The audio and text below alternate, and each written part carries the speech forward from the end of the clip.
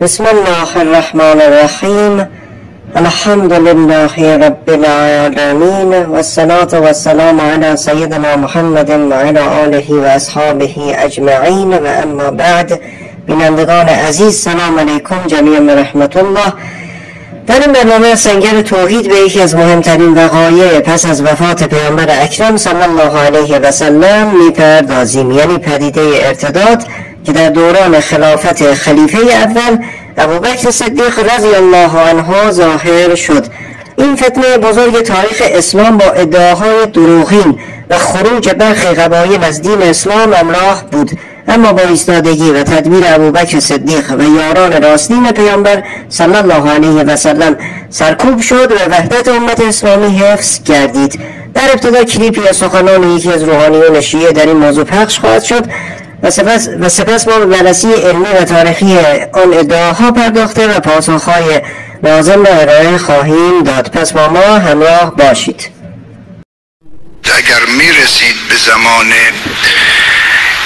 یزید ابن معاویه علیه لعن الله و چندان عکس العملی از مردم نمیبینید، نتیجه همین نهادینه شدن ظلم و جنایت است.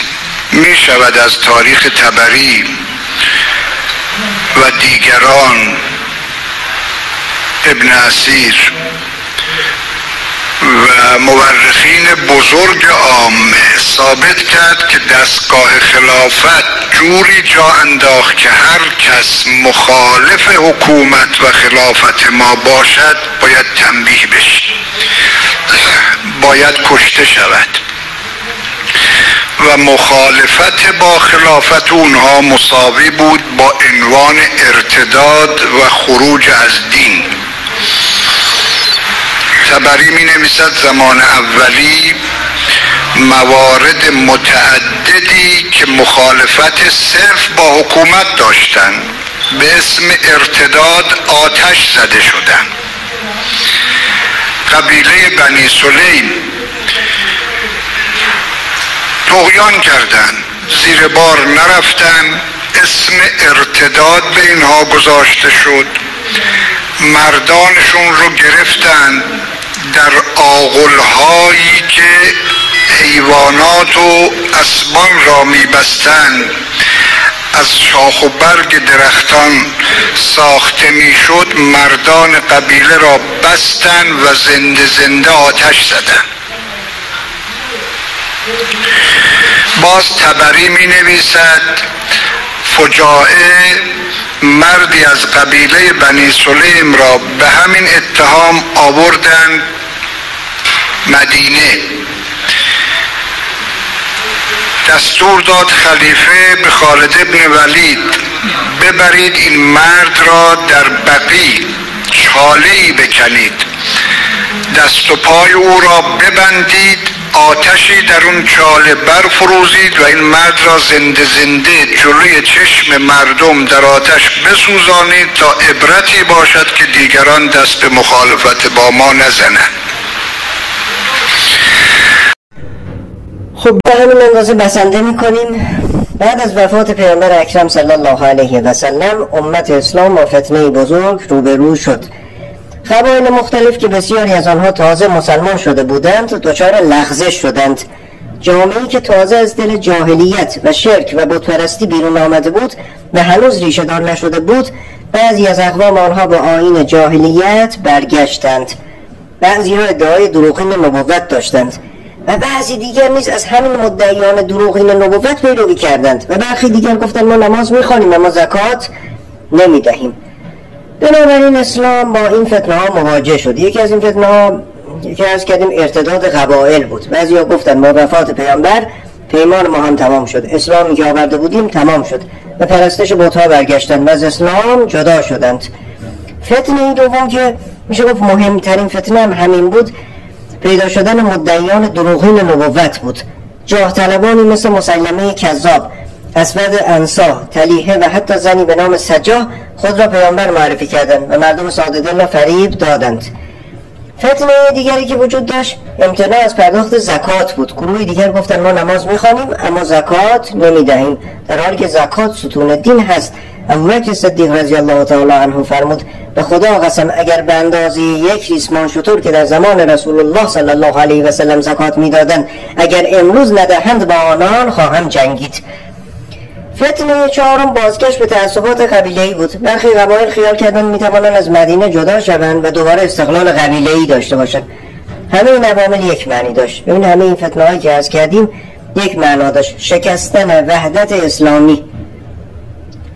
و در همین نقطه بود که رهبری ابوبکر صدیق رضی الله تعالی عنه روشن شد. اینجا بود که خلافت ابوبکر صدیق با آزمون سرنوشت ساز مواجه شد. بسیار گمان می‌کردند که ابوبکر رضی الله عنه توان اداره امت را ندارد، اما او همانجا با قاطعیت فرمود والله اگر چیزی به اندازه یک ریسمان شتر که در زمان رسول الله زکات می‌پرداختن از من دریغ کنند با آنان خواهم جنگید. این کلمات نشان داد که ابوبکر نه تنها مرد رحمت و رأفت است بلکه در دفاع از دین خدا و اجرای حدود شریعت قاطع و استوار ایستاده است. در اساس این اوصافی که عرض کردیم جنگ‌های رده آغاز شد. دقت کنید، جنگ‌های رده، نبردهایی برای حفظ وحدت اسلام، نبردهایی برای مبارزه و از بین بردن مدعیان دروغین نبوت. در یمن اسود انصار مدعی نبوت شد و با همکاری مؤمنان یمنی نابود شد. در نجد طلیحه بن خویلد دعای پیامبری کرد اما شکست خورد و بعدها توبه کرد. زن مدعی نبوتی به نام سجاه نیز ظهور کرد اما سرانجام دست از این ادعای بعد دست برداشت و اسلام آورد. اما مهمترین نبرد در این زمینه نبرد یمامه بود. نبرد یمامه یکی از بزرگترین جنگ‌های دوران خلافت حضرت ابوبکر صدیق رضی الله عنه بود که در سال 11 هجری روی داد. این جنگ در منطقه یمامه در نجد در عربستان مرکزی اتفاق افتاد و محور آن جنگ با مسیلمه کذاب بود. مسیلمه کذابی که ادعای پیامبری کرده بود. مرحله به مرحله این جنگ رو من اینجا توضیح میدم. زمینه‌های نبرد بود. پس از وفات پیامبر صلی الله علیه و سلم بسیاری از قبایل عرب دچار ارتداد شدند. بعضی زکات رو ترک کردن، بعضی دنبال پیامبران دروغین رفتن. یکی از بزرگترین این مدعیان مسیلمه ابن حبیب معروف مسیلمه کذاب بود، از قبیله بنی حنیفه در یمامه بود. او قبلا در زمان حیات پیامبر صلی الله علیه و سلم نیز ادعای پیامبری کرده بود. بعد نامه‌ای برای تقسیم قدرت فرستاده بود که پیامبر اون درخواست را رد کرده بودند. بنی حنیفه هم قبیله نیرومند و پرجمعیت بودند و از مسیلمه حمایت گسترده کردند. اما ماجرای اعزام سپاه مسلمانان برای جنگیدن با این مدعی دروغین نبوت این بود که خلیفه حضرت ابوبکر رضی الله عنه ابتدا سپاهیانی به مقابله با مرتدان فرستاد. در نبرد یمامه فرمانده اصلی مسلمانان خالد بن ولید رضی الله عنه بود. سپاه مسلمانان شامل مهاجران و انصار و بسیاری از قراء قرآن یعنی حافظان قرآن بودند. آغاز جنگ هم اینجوری بود که جنگ در منطقه‌ای به نام اغربا آغاز شد. در ابتدای نبرد مسلمانان با مقاومت شدید روبرو شدند، چرا که بنی حنیفه جنگجویان ورزیده داشتند و تعدادشون هم بسیار زیاد بود. در لحظات نخست مسلمانان عقب نشینی کردند و صفوفشان اندکی متزلزل شد، اما بعدا انصار و مهاجران دوباره جمع شدند و خالد بن ولید آنها را منظم کرد و آنها انسجام بخشید. مسلمانان تصمیم گرفتن هر قبیله‌ای جداگانه بجنگد تا شجاعت خود را نشان دهد و پراکنده نشود.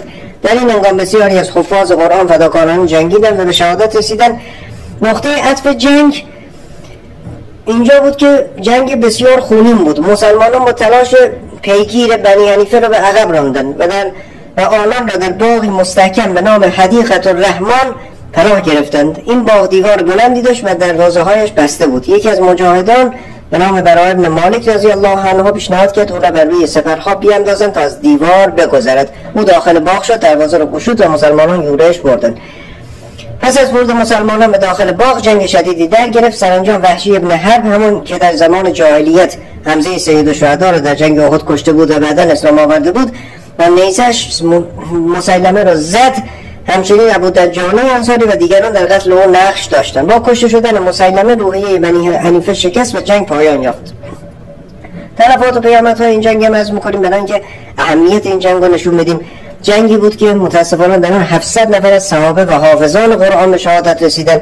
این شهادت‌های گسترده سبب شد که سیدنا عمر رضی الله تعالی عنه به ابوبکر رضی الله عنه پیشنهاد داد قرآن را گردآوری و مکتوب کنند تا از بین نرود. در نتیجه پس از این نبرد جمع‌آوری قرآن در یک مصحف واحد آغاز شد که نقطه عطفی در تاریخ اسلام بود. یمامه دوباره تحت سیطره اسلام درآمد و بنی حنیفه از ارتداد بازگشتند. در مجموع نبرد یمامه یکی از سخت‌ترین جنگ‌های تاریخ صدر اسلام بود که بعد از وفات پیامبر صلی الله علیه و سلم رخ داد و هم موجب تثبیت خلافت ابوبکر شد و هم مدعیان دروغین نبوت از بین رفتند. یعنی مسلمانان جانانه از ختم نبوت دفاع کردند. هم نقش مهمی در شکلی مصحف قرآن داشت و هم درس بزرگی در ثبات قدم مسلمانان در برابر مرتدین و مدعیان دروغین نبوت بود. نتیجه این جنگ‌ها را چی بود؟ اول اینکه دین اسلام یک پارچه و مستحکم ماند. دوم اقتدار خلافت ابوبکر رضی الله عنه در دل همه نشست. سوم زمینه برای فتوحات بزرگ اسلامی در عراق و شام و ایران آماده شد و به خاطر دلسوزی ابوبکر قرآن کریم به طور کامل جمع‌آوری شد تا امت از هر خطری محفوظ بماند. این است میراث ابوبکر صدیق، ایستادگی در روزهای فتنه، وحدت امت در سخت‌ترین لحظات و دفاع جانانه از اسلام. اما در بخشی از کلیپ دوستان مشاهده کردید که این روحانی اشاره میکرد به شخصی به نام فجاح سلمی که اشاره کرد به این موضوع که فجاح سلمی کسی بود که با حکومت ابوبکر مخالفت کرد، به خاطر همین دستگیر شد و آتش زدنش. نه، ماجرا چیز دیگه ای بود. من این موضوع واقعیت موضوع این است که فجاح سلمی پیش پیامبر اکرم صلی الله علیه و سلم مسلمان شد، اما بعد از وفات پیامبر مرتد گردید. او پیش ابوبکر رضی الله عنه آمد و گفت من میخواهم با مرتدان بجنگم، به من سلاح بدهی پیامبر. به من سلاح بدهی ابوبکر. ابوبکر رضی الله عنه به او اعتماد کرد و سلاح داد، اما فجاح خیانت کرد. به جای جنگیدن با مرتدان به راهزنی، قتل مسلمانان، کشتن زنان و کودکان و غارت اموال مردم پرداخت.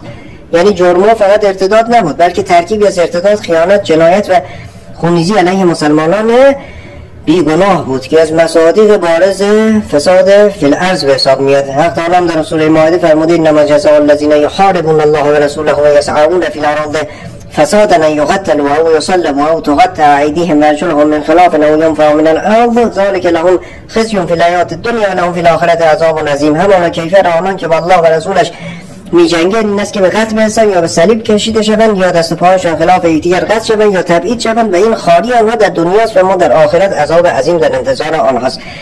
وقتی فجاهای دستگیر شد، ابوبکر را به جرم گناهانی که انجام میداد، به جرم جنایت ها و غارتگری هایش مجازات کرد. منابع تاریخی می نویسند که او به قتل رسید و برخی گزارش میگویند که به دستور ابوبکر رضی الله عنه در آتش انداخته شد، اما نظر قطعی درباره آتش انداختن او وجود ندارد. نکته مهم این است که حکم قتل او یک کار شخصی و از روی هوا و هوس نبود، بلکه مجازات یک جنایتکار بود، مجازات یک خائن خونریز همین است.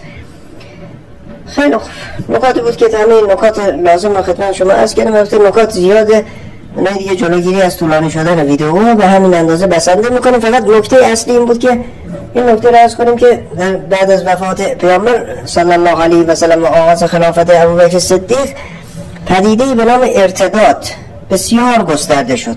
این پدیده به قدری گسترده شد که خدمت شما عرض کردم که اگر مسلمانان فداکاری نمی‌کردن، نمی‌جنگیدن، الان متاسفانه باید عرض کنیم که تعداد مسلمانان به این زیادی نبود و ادیان دروغین، ادیانی که هیچ ریشه و اساس آسمانی ندارن، الان زیاد بودن.